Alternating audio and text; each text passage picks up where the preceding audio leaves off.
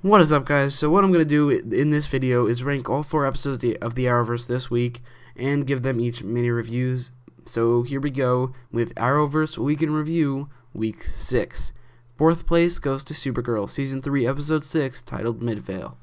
I wouldn't call this a bad episode. I actually kind of like the flashbacks. They were really interesting. I like the mystery aspect of it, and it felt like a Supergirl version of Smallville. But even with all of that, the flashbacks were really great. Even with all that, the episode was really pointless. The flashbacks added nothing to the overall story of the season, the overall plot of the season. It didn't build the friendship, the relationship between Kara and Alex, which it seems they set out to do. I mean, when they got there, they were basically like really angry at each other, or Alex was angry at Kara, I guess. And then when they left, they were still arguing. It was like they didn't even try to make it seem like they got something out of this trip. And then they also didn't help Alex deal with her breakup, which was the whole point of going to Midvale in the first place. This episode was really pointless. I'm sure if you skip it, the season will be unchanged, which makes it lower on the list. It did get a higher score than Legend of Tomorrow in the reviews, but considering how pointless it is, I don't think Legend of Tomorrow actually matters to the season, so I couldn't put it lower on the list. Although it is a worse episode, I couldn't put it lower on the list just because of how pointless Midvale is. Speaking of Legend of Tomorrow, 3rd place goes to Legend of Tomorrow Season 3, Episode 6, titled Helen Hunt. The episode had a lot going for it, like Damien Dark is back, Firestein, funny moments, plot-driven moments, and the best Wonder Woman reference ever.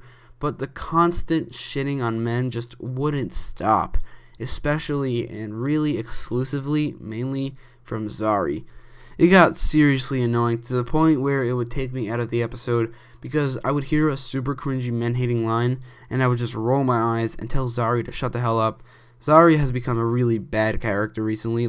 She was fine in her first episode, but ever since then, like in the Baby Dominator episode, she wasn't the greatest character, not gonna lie, and in this episode she was pretty annoying. This episode, however, did continue the overall plot of the season, and that Wonder Woman reference was awesome. And like I said before, being annoying isn't as bad as being pointless when it comes to episodes, so that's why it's higher on the list than the Supergirl episode. 2nd place is The Flash, Season 4, Episode 6, titled When Harry Met Harry. This episode was pretty good, not great or anything, just good. It was a really funny episode. Ralph Dibny's costume is terrible and all, but he goes through some actual character development in this episode, which is great, so maybe his costume will probably go through some development too. The Harry Met Harry part of the episode was actually really disappointing. We were promised a whole Council of Wells in the spirit of the Council of Ricks, which had this whole building dedicated to them. But here it was just 4 Welleses coming together and just hanging out, coming up with a solution to something. And really it only introduced us to 4 new Welleses, and only 3 of them stuck around. And the ones that did stick around were way too over the top for comfort. And also then it was just really an underwhelming Council of Wells with underwhelming new Welleses. The last scene of the episode was definitely the best part. I talk about it more in depth in my top 10 Arrowverse moments of the week 6 video. Check it out in the top right corner of the video. All I'll say here is that the scene was really, really tense. Despite everything I said, this episode still was good because of how funny it was. But again, just being funny isn't enough to make it a great episode, so this episode was good, not great. And 1st place goes to Arrow, Season 6, Episode 6, titled Promises Kept.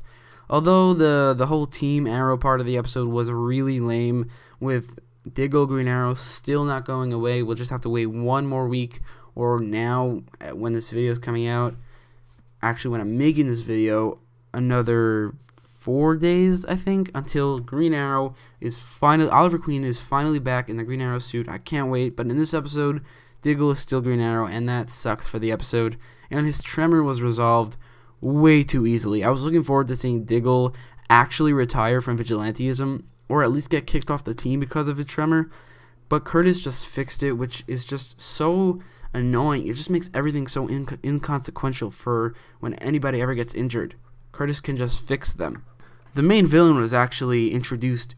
He actually debuted in this episode. Did you notice? Because I swear to God, if I didn't know, if I wasn't following Arrow news and I just watched the show and I didn't know who Ricardo Diaz was in the comics, which I didn't know until the news came out, but either way, I wouldn't have known he was going to be the main villain. He actually felt like a run-of-the-mill villain of the week, drug dealer, not the main villain of the season.